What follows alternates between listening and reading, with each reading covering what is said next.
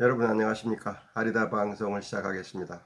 하나님이 없는 진실이 가능할까요? 하나님을 기본으로 하지 않고 진실을 논할 수 있을까요? 만약에 그런 진실을 우리가 논한다면 그 진실이 진짜 진실일까요? 오늘은 하나님 안에서 진실을 찾는 노력, 이게 중요하다는 말씀을 하고자 합니다. 하나님 안에서 진실을 논하지 않고 개인적으로 진실을 얘기한다면 진실이 개인화하거나 집단화하게 될 것입니다. 그래서 그 집단에서 믿는 것만 진실이 되고 자기가 믿는 것만 진실이 되고, 그래서 상대방의 진실, 이거는 완전히 배척될 수가 있겠죠. 하나님의 진실은 사람에게는 때로는 불리할 수가 있어요. 나에게 불리하더라도 진실은 진실인 것이고, 따라서 사실은 사실대로 얘기를 해야 되는 것입니다. 물론 민주주의 사회에서는 나에게 불리한 것은 얘기 안 해도 되도록 되어 있습니다. 그래서 법정에서 저 그거 모릅니다, 그건 안 했습니다 라고 얘기해도 그 자체가 죄가 되지 않죠. 그렇다 해서 진실하지 않아도 된다는 건 결코 아닙니다. 중요한 것은 우리가 끊임없이 가장 진실한 쪽으로 우리의 노력, 언행을 해 나가는 것이다. 완전한 진실은 오직 하나님만이 하신다. 그러니 우리가 하나님의 진실을 추구하지 않는다면 결코 진실에 접근할 수 없다라고 생각합니다. 하나님의 진실은 그럼 어떻게 밝혀질 수 있을까요?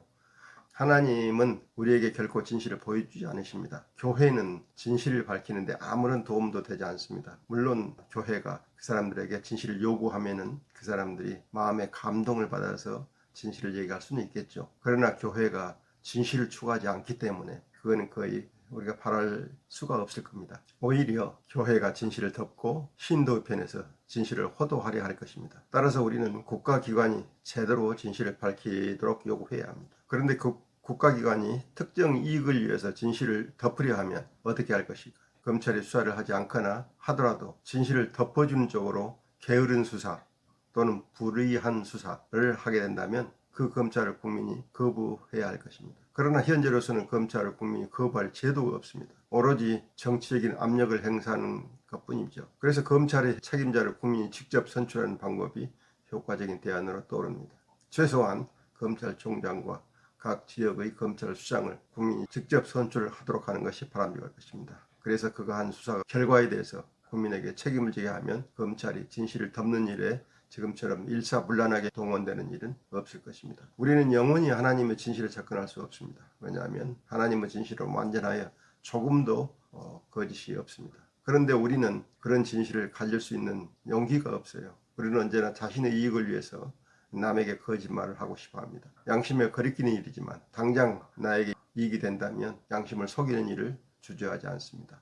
우리의 진실은 결코 막지도 않고 완전하지도 않습니다. 우리가 할 수 있는 일은 우리가 진실에 접근하려고 최대한 노력하는 것, 이것뿐입니다. 그리고 이웃이 진실해지도록 압력을 넣는 것입니다. 이 방법이 종교적인 면에서 양심을 회복시키는 것이고, 정치적인 면에서 국가기관이 진실을 은폐하지 못하도록 작동하게 하는 것이며, 기업과 사회의 모든 부문이 진실해지게 하는 길입니다. 가정에서나 사회에서나 모든 분야에서 진실이 거짓에 승리하도록 법과 제도와 간섭을 정비해야 합니다. 각자의 위치에서 진실에 가까운 언행을 하였을 때 거짓을 사용하는 사람들에게 패배하지 않도록 해주어야 합니다. 주가를 조작하고 공공의 정보를 빼내어 사적 이익을 추구한 사람들, 공공의 재산을 사적으로 사용하는 모든 사람들을 즉시 찾아서 처단하고, 그런 비리를 저지른 사람들에게 사회에서 성공하지 못하도록, 설령 성공했더라도 그 자리에서 물러나도록 강력하게 조치를 할 수 있는 법과 제도를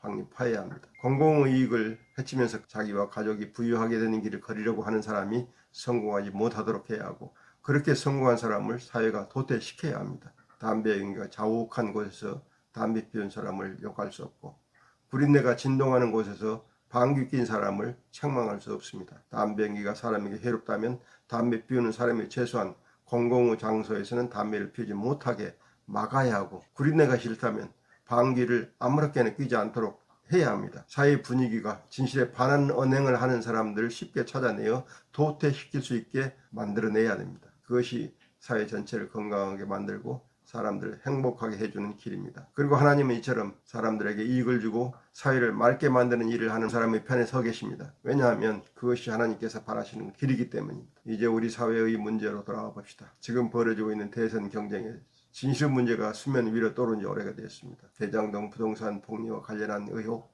검찰의 고발 사주 의혹, 윤석열 처가의 사건 처리 무마 의혹, 김건희의 주가 조작 관련 의혹과 사문서 위조 의혹, 윤석열의 세무서장 사건 무마 의혹 등 이런 의혹을 털어내지 못하고 대통령이 당선된다면 그 후 그가 대한민국을 제대로 이끌지 못할 것이고 사회의 진실성이 크게 훼손될 것이며 사회정의가 유린당할 것입니다. 후보를 지지하는 사람들은 후보들이 정치적 입지를 걱정하지 말고 대한민국이 진실성을 확보한 국가가 되도록 우리 사회가 진실한 사람을 지도자로 선택할 수 있도록 힘을 보태야 합니다. 지금처럼 자기 후보를 위해서라면 거짓말이라도 동원하여 축켜 세우고 상대 후보는 무조건 깎아내리는 태도를 버려야 합니다. 우리가 최소한 지도자에게 요구할 덕목을 제시하고 그 덕목을 그들이 얼마나 갖췄는지 검증하는 자세를 취해야 합니다. 자기가 지지하는 후보부터 그 검증을 통과할 수 있는 사람인지 냉정하게 평가하고 부족한 점이 있으면 사과하고 국민의 현명한 평가를 기다리게 하는 것이 옳습니다. 후보를 위한 거짓말이나 사실 은폐는 결국